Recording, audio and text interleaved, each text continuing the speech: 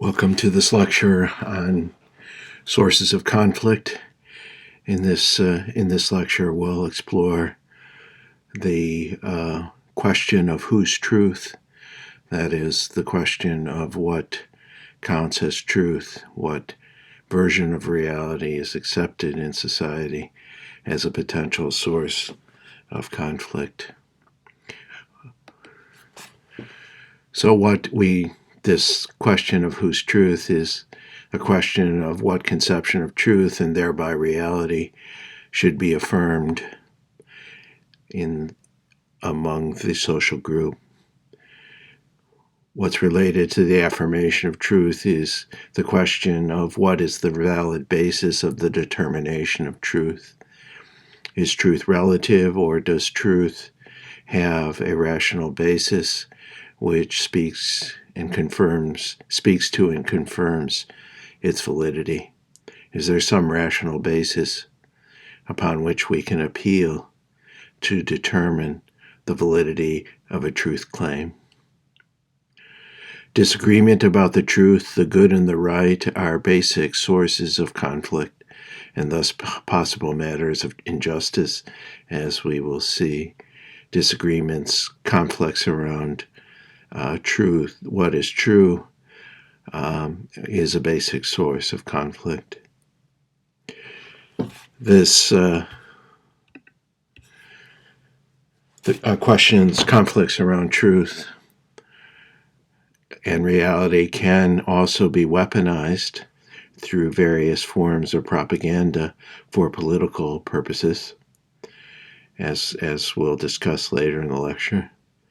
And also a certain, often a dominant group's conception of reality, conception of truth can be often imposed on others. This is the case, for example, with the imposition of certain dominant religious beliefs on minorities historically and currently around the world. So the question of truth can lead to its weaponization and also its imposition. And then we can ask, on what basis can such conflict over truth be resolved? What is the antidote to conflicts of truth, including the antidote to its weaponization and imposition?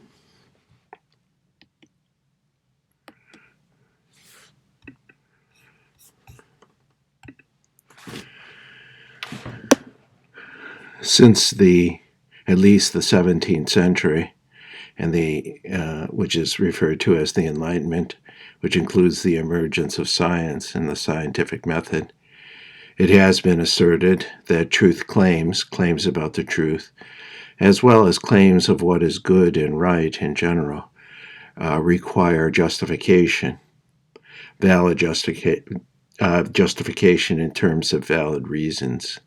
That a claim of truth or a claim of right is an assertion, and that assertion requires that it be confirmed or verified through appeal, thereby justified through appeal to valid reasons. And as John Dewey suggested, valid justification entails knowledge, quote, knowledge of the ways by which anything is entitled to be called knowledge, instead of being mere opinion or guesswork or dogma, end quote. That is, valid justification is based upon valid methods of inquiry as well as standards of validity. Methods of inquiry suggest that claims are valid if and only if they have been derived from the application of a valid and reliable method of inquiry. That the validity of one's claims is contingent upon the validity and the reliability of the method through which one has derived the claim. And this is the essence of the scientific method, that the method itself gives rise to the legitimacy and the validity of the conclusion. And methods of inquiry, rational methods of inquiry, presuppose an openness to falsification. That is, an openness to having one's claims subjected to scrutiny and potential falsification is a part of valid justification. So openness to falsification is an important element of the rational basis of valid justification. There are also often defined standards of validity, which refer to intersubjective agreement from a commonly shared position or a point of view. If we share a particular point of view and we all agree intersubjectively on the validity of that point of a claim, then that lends credibility to the claim. This is true for empirical claims of truth based in a point of view of a theory and evidence grounded in valid and reliable methodology. And it also, the standards of validity also apply to normative claims of what is good and what is right from the moral point of view, as we discussed earlier. Both empirical and normative claims of truth are validated, justified through the public use of reason. That is, those claims that are capable of surviving public scrutiny and detailed rational scrutiny, empirical and normative, given the case, are those that survive that scrutiny, and that public deliberation and reasoning are those claims that achieve justification. Their validity is justified through public scrutiny, through surviving the scrutiny of public reason. Nevertheless, we can still experience disagreement. Even rational and honest individuals can also disagree. So disagreement disagreement about the truth is a persistent reality in the human experience. And we can ask, as John Rawls, the philosopher John Rawls did, why doesn't our sincere and conscientious attempt to reason with one another lead us to agreement? In other words, on what basis is reasonable disagreement possible? And what are the sources of disagreement and the obstacles to agreement concerning truth claims, as well as normative claims of the good and the right? And Rawls states, quote, an explanation of the right kind is that the sources of reasonable disagreement, what I call the burdens of judgment among reasonable persons, are the many obstacles to the correct and conscientious exercise of our powers of reason and judgment in the ordinary course of political life, end quote.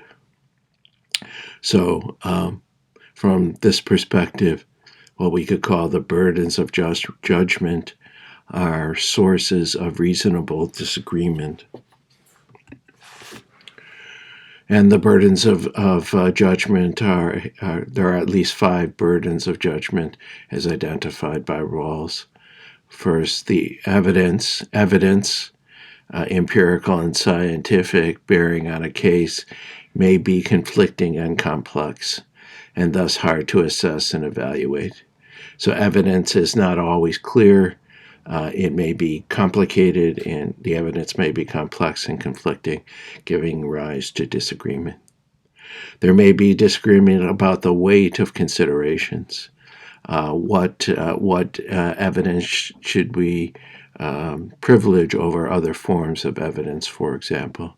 So we can weigh considerations differently, and that those different weights will give rise to disagreement. Thirdly, our concepts can suffer from vagueness. They can be indeterminate, and that the vagueness and indeterminacy of our concepts lead us to rely on judgment and interpretation. And if we're relying on judgment and interpretation, then there is potentially disagreement. Fourth, the way we assess evidence and weigh moral and political values is shaped by our total experience. That is, the experience of our course of life. And our total experiences surely differ from one another. So each person has his or her own experience of life in the society, and that experience will provide them with a different perspective, and that perspective, the difference in perspective, may lead, and often do lead, to disagreement.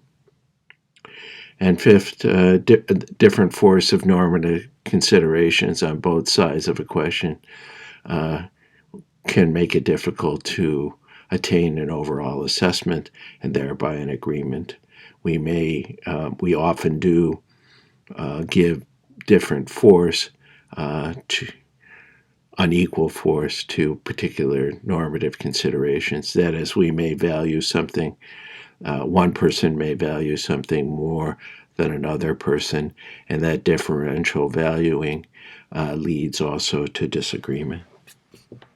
So these, perhaps among many others, burden our judgment to such a degree that the burdens result in an explanation of our disagreement. They give rise to disagreements about the truth, about what is good and what is right. In other words, the burdens of judgment suggest that while we are rational and reasonable potentially, our reason is fallible, and our reason is not perfect. And the fallibility of our reason as individuals is a source of disagreement and a potential source of conflict. And we will encounter the fallibility of reason again when we explore the philosophy and strategy of nonviolence. It's an important point that while we are rational and reasonable persons, or we are potentially rational and reasonable persons, we also suffer from the fallibility of reason, and that gives rise potentially to disagreement and conflict. As John Rawls suggested, quote, "It does not mean that reasonable persons do not agree in political judgment. It refers instead to the many difficulties in reaching agreement arising with all kinds of judgment.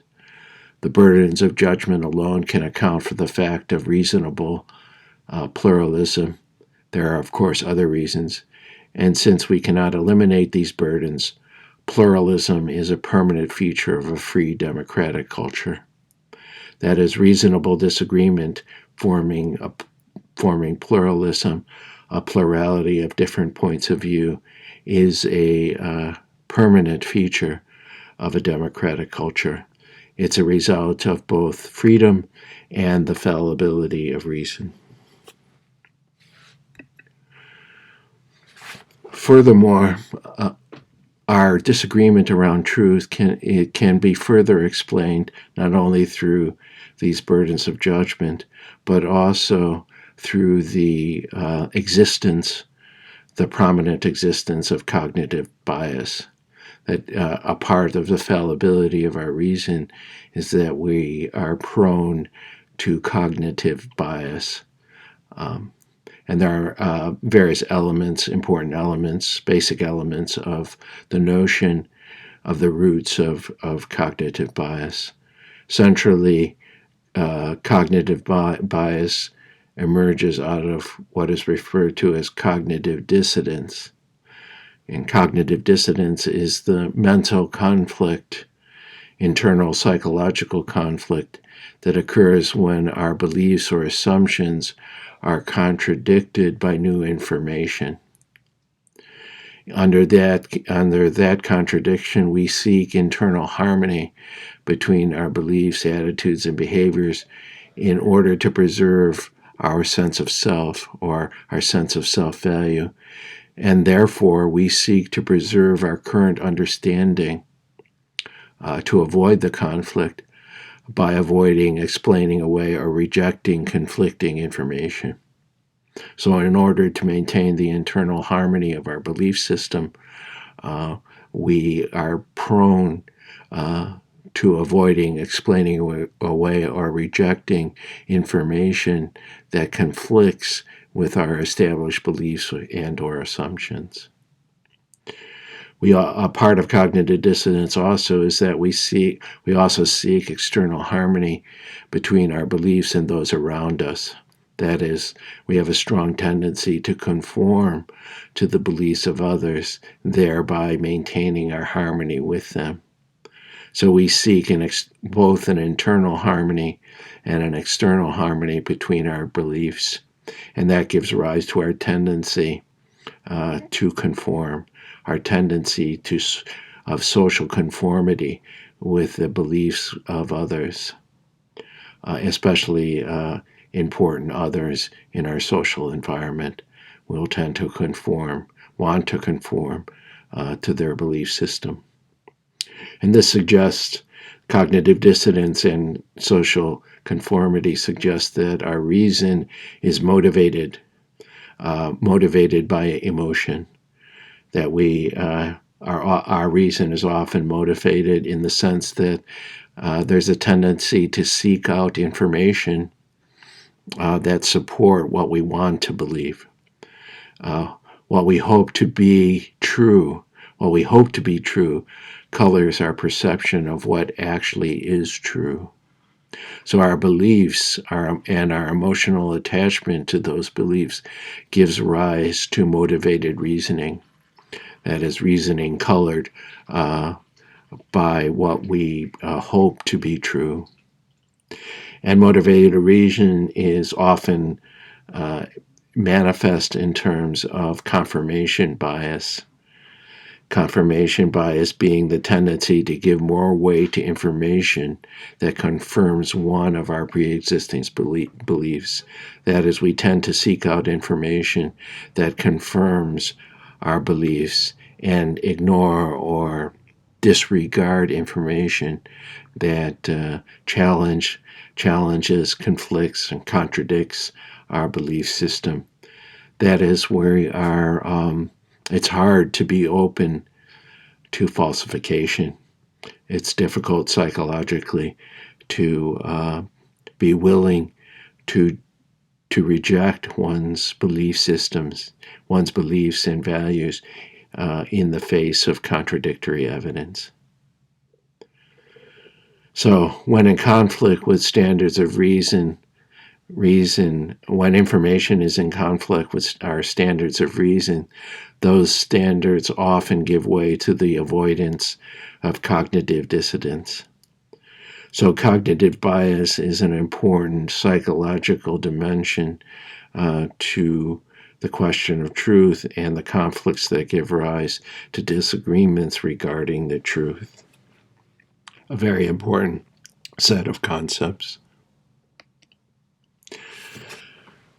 This cognitive bias in its various forms has been politicized in terms of what has become to be known as post-truth. And post-truth refers to the contention that feelings are more accurate than facts. Feelings are more accurate than facts for the purpose of the political subordination of reality. Stephen Colbert, the comedian, referred to this insightfully as truthiness. Truthiness, that is, what we feel is right, or what we feel is true is more powerful than what is actually true. Post-truth is a conviction that facts can always be shaded, selected, and presented within a political context that favors one interpretation of truth over another. That is expressed in the concept of alternative facts, made famous or infamous by President Trump's advisor, Kellyanne Conway. She referred to facts, quote-unquote facts, that were not in line with empirical evidence as alternative facts, suggesting that facts, in quotations, can be shaded, selected, distorted, presented that favor in a way that favors one's interpretation of the truth over another for political expediency. And post-truth refers to the acceptance, and this is related to confirmation bias. Post-truth is the acceptance of only those facts that justify or are consistent with our ideology. And that makes facts subordinate to ideology. It gives ideology or a certain political belief system supremacy over factual truth. So ideology, in the context of post-truth, takes a priority over factual evidence, expressed in the idea of ideological supremacy. Post-truth, more in its most virulent form, calls into question thereby the idea of truth itself. That truth doesn't really exist, that only ideology exists, only a political perspective exists, and the facts of reality and the possibility of having an understanding of reality, a empirically valid understanding of reality, is called into question. And as Timothy Snyder pointed out, that this condition of post-truth, the conviction that facts can always be shaded or selected in favor of political expediency, and calling into question the very idea of truth itself, that set of beliefs, that belief system, is a precursor to fascism, a precursor to political autocracy and authoritarianism. If the truth is in question, if we can't rely on reasonable standards of validity, then what do we have left? If we can't rely on the truth, then what we have left is only power. And so the powerful will decide what reality is, and the weak will suffer what they must in terms of reality. So, captured by the phrase, post-truth is fascism. It is, to say the least, a dangerous idea that facts can be alternative, that facts can be shaped in a way that suits our political position, is a dangerous point of view. And these ideas speak to the weaponization of post-truth and the weaponization of cognitive bias in the form of propaganda. And as Ben Ghiat suggested, quote, at its core, propaganda is a set of communication strategies designed to sow confusion and uncertainty, discourage critical thinking, and persuade people that reality is what the leader says it is. Therefore, propaganda is a means to exploit and strengthen an ideology. It is through propaganda, the weaponization of cognitive bias, the weaponization of post-truth, that ideological supremacy occurs at the expense of what is actually true. And the purpose of propaganda is not merely to deceive, but actually to rule, not to communicate information, but to get us to pick a side, to pick a team, to make a choice, a political choice of what ideological group we will align with. And this propaganda demonstrates that one has authority over the truth itself, for alternative facts, for post-truth to win, for ideology to have supremacy in favor of a leader or a dominant group. It demonstrates that that leader or that group has power over the truth itself, and that is a recipe for authoritarianism.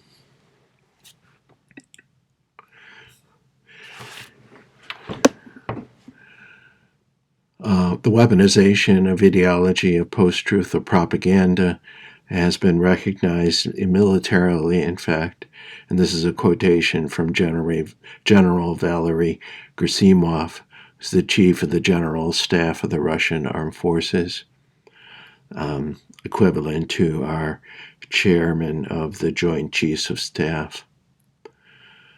And he stated quite clearly that, and I quote, "Of great importance here is the use of the global internet network to exert a massive, dedicated impact on the consciousness of the citizens of states that are the targets of the aggression. Information resources have become one of the most effective types of weapon. Their extensive employment enables the situation in a country to be stabilized from within in a matter of days. In this manner, indirect and asymmetric actions and methods of conducting hybrid wars enable the opposing side to be deprived of its actual sovereignty without the state's territory being seized." End quote. So the weaponization of propaganda can be and is used from foreign adversaries as well, as a weapon of war to destabilize, to divide and polarize a target population, undermining the political legitimacy and sovereignty of the state without firing a shot. So the use of information warfare, exacerbated by the power of the global internet network, has resulted in the militarization of information, and thereby the militarization of the truth, thereby exacerbating conflicts over truth in order to achieve particular political ends. This is an example of a Russian cyber operation.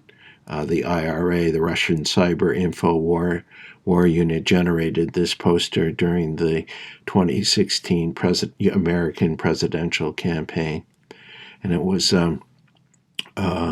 floated throughout the internet on Facebook and other social media platforms, and it was created by a Russian cyber unit in order to influence the U.S. election. This poster was cited in the Mueller report as an example of the Russian interference in the U.S. Presidential election, which was confirmed by many intelligence sources. Its truth was confirmed by many intelligence sources. And it says miners for Trump, and a miner is pictured in the poster. Miners for Trump, bring back our jobs. How many Pennsylvania workers lost their jobs due to Obama's destructive policies? It asks. Help Mr. Trump fix it. The man pictured in the poster, the propaganda poster, is not a coal miner from Pennsylvania or from West Virginia. It's a picture of the father of one of the soldiers in the Russian cyber info unit, who's pictured on the right. It looks authentic. It's making a political claim. But it's coming. It's not factually accurate.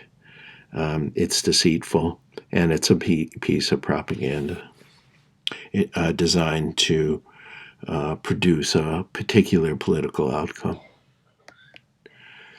The strategic aims of propaganda and the militarization of information warfare are numerous, including undermining democratic norms to destabilize and delegitimize established democratic norms and values, to exacerbate ethnic identity polarization and alienation, to increase the tribalization of the target society, and thereby undermining the possibility of rational discourse among citizens, including reasonable agreement, to turn political opponents into enemies.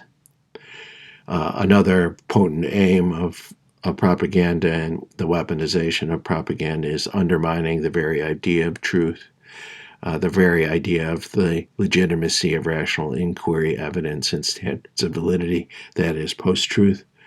And the aim is to distort, degrade, and debase public deliberation and the public use of reason.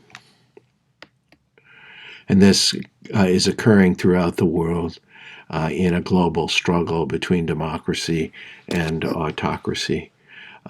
Autocrats are seizing the initiative, and Democrats, small d, are on the defensive. Democracy from Turkey, Hungary, and the Philippines, within the United States itself, has been under attack by authoritarian leaders attempting to undermine democratic discourse and democratic government.